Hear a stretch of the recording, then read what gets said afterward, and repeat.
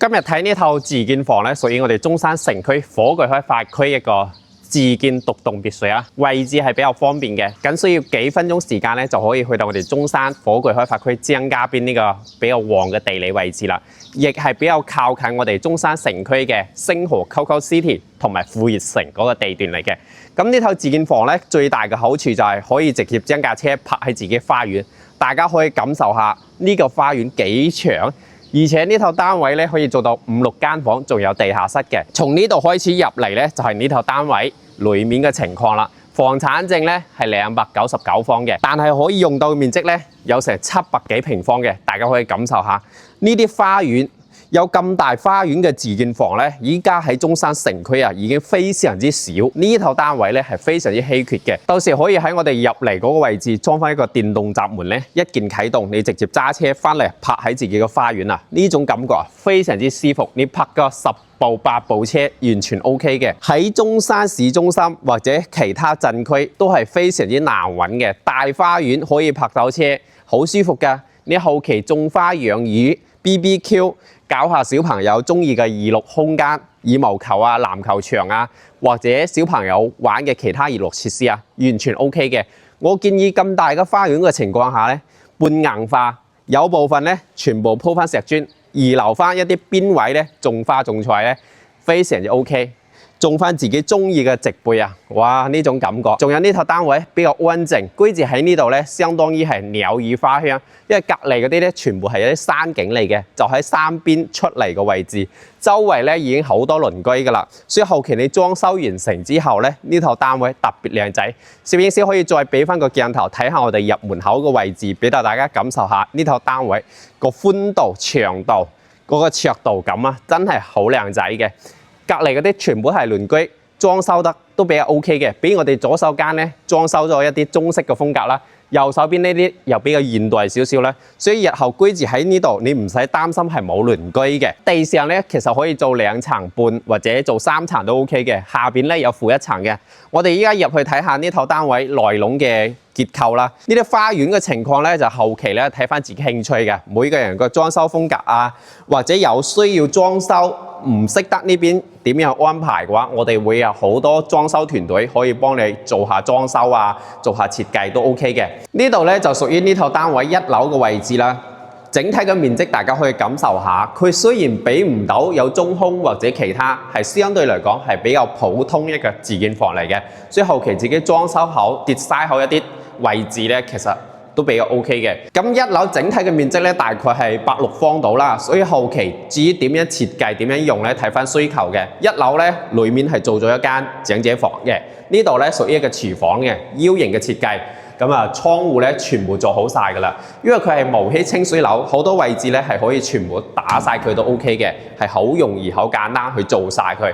咁呢套單位咧，因為天台露台嗰度啦冇封頂，所以落雨嘅時候咧，淋咗啲水落嚟，呢啲客廳全部濕晒。因為依家有太陽，所以上面啲水已經乾晒啦。如果落雨嘅時候啊，嗰度冇封頂，嗰啲水咧會沿住個樓梯流落到客廳個位置。到時裝修嘅時候，自己裝翻嗰個頂啊，預防啲水淋落嚟咧就已經 OK 噶啦。佢整體大件嘢咧冇任何問題嘅，就係因為佢封頂嗰度咧，依家係冇做好嘅。右手邊咧係翻屋企嘅位置，到時裝翻自己中意嘅大門啦，一鍵啟動或者密碼鎖嗰啲全部 OK 嘅。呢度位置咧，相當於係一個玄關位嚟嘅，將呢啲位置做滿晒一啲鞋櫃，做到頂，或者喺呢度擺個沙發仔。咁大門咧，到時裝翻一電子密碼鎖咧，相對嚟講咧比較方便少少。呢度咧可以作為一個客廳嚟嘅。呢套單位係冇中空嘅，如果追求有中空嘅自建房咧，我哋有其他嘅單位。客廳大家可以感受下，好闊嘅。到時你喺呢度位置放大沙發啊，放你中意嘅紅木家私啊，同埋一啲酸枝啊，完全 OK 嘅。咁呢啲窗戶咧唔中意嘅，全部都可以換晒佢嘅。3面採光，好靚仔嘅。出邊咧都係自己個花園位置嚟嘅。至於後期點樣去種花、點樣去佈局咧，就真係睇翻興趣嘅。從我哋頂樓延伸落嚟呢個排水管嚟嘅。如果覺得難睇嘅情況下咧，到時裝修嘅時候包邊包住佢就可以完成啦。咁啊，嗰度就廚房啦，呢度係屬於餐廳啦。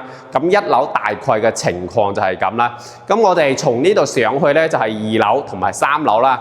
咁落去下邊仲有個負1層嘅。因為下邊真係比較黑。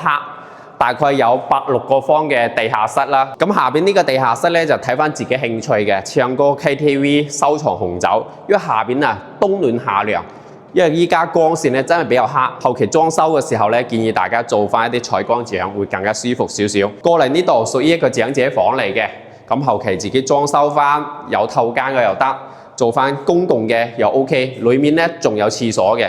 咁啊，一樓大概嘅情況係咁啦，我哋上去睇下二樓。地下室咧，我哋就唔落去睇啦，因為冇光線。我哋上去睇下二樓啲房俾到大家。因為上邊頂樓嘅位置啊冇通鋪，所以啲水淋落嚟啲樓梯啊，大家會睇到有啲水漬嘅情況。我哋二樓咧，只要係做咗3間房係 OK 嘅，有需要嘅甚至可以改到4間房都 OK。上嚟我哋首先睇下左手邊呢間房先，可以作為一個主人房透間嘅設計係 OK 嘅，空間都唔細㗎，你放個1.8米床或者2米床都夠闊嘅，3面採光，全部做好晒㗎啦，大家感受下。呢邊咧仲有衣帽間嘅，過嚟之後呢啲位置全部裝晒衣櫃都 OK 嘅，因為依家現成嗰啲牆咧係可以拆得嘅。如果你追求大少少嘅，呢啲全部拆晒佢都 OK 嘅，係單磚嘅，所以到時打通佢就 OK 啦。過嚟呢邊咧都可以作為我哋女士嘅衣帽間，大家可以感受下光線足夠啊！依家喺2樓嘅情況下，裡面係有洗手間嘅。咁我哋依家睇呢牆咧，全部都可以打咗佢嘅。出邊仲有個露台㗎，哇！到時可以喺呢個露台晾下衣服啊，飲杯嘢吹下出邊啲風啊，都 OK 嘅。周圍都屬於一啲村地嚟嘅。隔離嗰啲咧，好多本地居民喺度種下嘢啦。望過去，我哋右手邊咧就係依家火炬開發區張家邊一啲成熟嘅地帶嚟嘅，已經發展咗20-30年啦。隔離咧又有啲樓小區，仲有博隻山，背後咧就係山景嚟嘅。咁啊，大概嘅情況係咁啦。如果大家睇片過程中對呢種單位有興趣嘅朋友咧，可以留言俾我。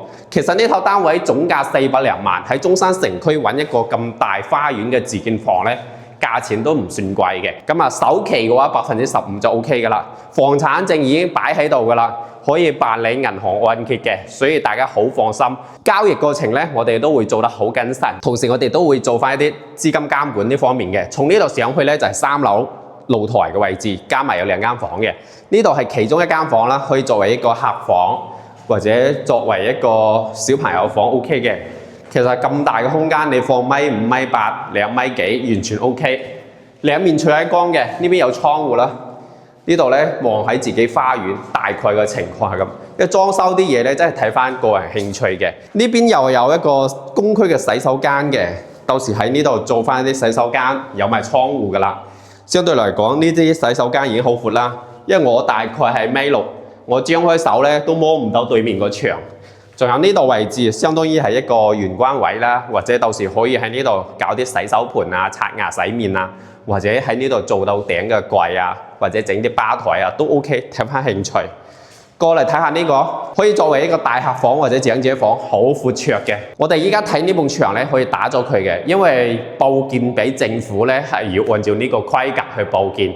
實際咧下邊仲唔可以咩嘅，所以打咗之後咧會闊好多。望落去咧就主要係我哋花園嚟嘅。咁呢間房咧就比較大啦，可以作為一個大房用，到時放埋衣櫃啊、大床啊，再放個沙發仔啊，都足夠空間嘅。咁我哋上去睇下3樓啦。咁呢套單位最大嘅遺憾咧，就係冇2樓電梯嘅位置。如果後期需要裝電梯嘅話，可能要考慮將呢個樓梯掘咗一半出嚟喺中間裝電梯，或者喺出邊裝。呢度依家係做咗一間大房同埋一個細房仔，可以睇下佢佈局咯。因為上邊呢一層咧好多地方啊，其實係可以拆嘅。我哋首先睇下左手邊呢度咧有個公區嘅洗手間。可以作為日常沖涼嗰方面嘅。咁呢度位置實際報建係露台嚟嘅。咁後期點樣用咧，真係睇翻興趣嘅。咁大家可以望出去啦，全部都係山景嚟嘅，綠油油個感覺。所以喺呢度居住咧，靜中帶旺，比較安靜少少嘅。咁呢度位置啊，可以作為一個大套間嚟用。裏面呢度位置咧，可以作為衣帽間啦。過嚟呢度放個1.5米床，足夠空間㗎啦。270度採光，裏面係有沖涼房嘅。咁呢啲牆如果唔啱嘅話，全部打晒佢都 OK 嘅。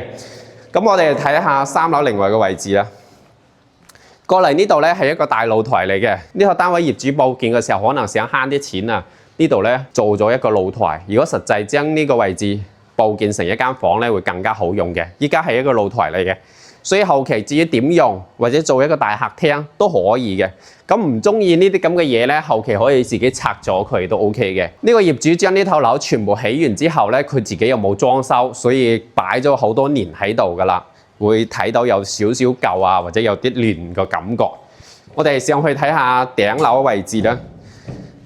大家可以從我哋視像裏面感受下，因為呢個頂樓就係呢個位置啊。如果做翻一啲水泥鋼筋咁樣通鋪一啲石磚翻嚟咧，將啲水啊隔絕之後咧，就唔會流落去一樓嘅。因為依家冇人打理，所以落雨嘅時候啲水全部往呢度流落去一樓，大家感官上咧就真係比較差嘅。都有咁闊落嘅空間啦。呢度係天台露台嘅。因為佢業主依家係做咗一啲升降棚形式嘅露台啊，如果唔中意嘅情況下咧，需要自己拆咗佢，改翻中意嘅款式就 OK 啦。其實隔離鄰居裝嗰啲咧真係好靚嘅，露台一啲都唔細嘅。加上呢個地段咧，其實都比較方便嘅。望過去我哋左手邊就可以感受到呢個繁華地段啦。我哋之前都喺呢條村拍過一啲片嘅。呢一間咧係目前呢個區裏面大花園裏面比較平嘅一套單位。如果對呢套單位有興趣嘅朋友咧，就可以睇下實景咯，400零萬就可以啦，首期15%。喺呢個位置如果翻香港嘅情況下咧，可以選擇自己揸車經深圳灣過去，或者走港珠澳大橋都可以。咁喺呢個地段周圍咧都有啲直通巴士嘅，我哋可以去星河或者富熱城樓下有啲巴士直接翻香港嘅。咁需要跨城嘅巴士咧，我哋可以去到火炬嘅雲頂府樓下咧，就有深中跨城巴士17蚊就可以翻到深圳灣前海地鐵站嗰度啦。咁到時坐個地鐵就去到自己中意嘅口岸就 OK 啦。大致嘅情況就係咁咯。喺呢個地理位置附近咧，仲有中山站嘅。有需要去到我哋國內其他城市嘅話，中山站嗰度咧可以直接出發。相對嚟講，呢邊嘅交通唔算好差啦。喺呢條村口咧都有啲巴士站去到我哋中山其他位置嘅。咁呢條片基本上差唔多啦。如果大家睇片過程中有需要補充各方面嘅咧，可以留言俾我啦。咁我哋喺中山啦或者珠海啦都有各種類型大平層低首期嘅項目咧，都可以俾到大家參考嘅。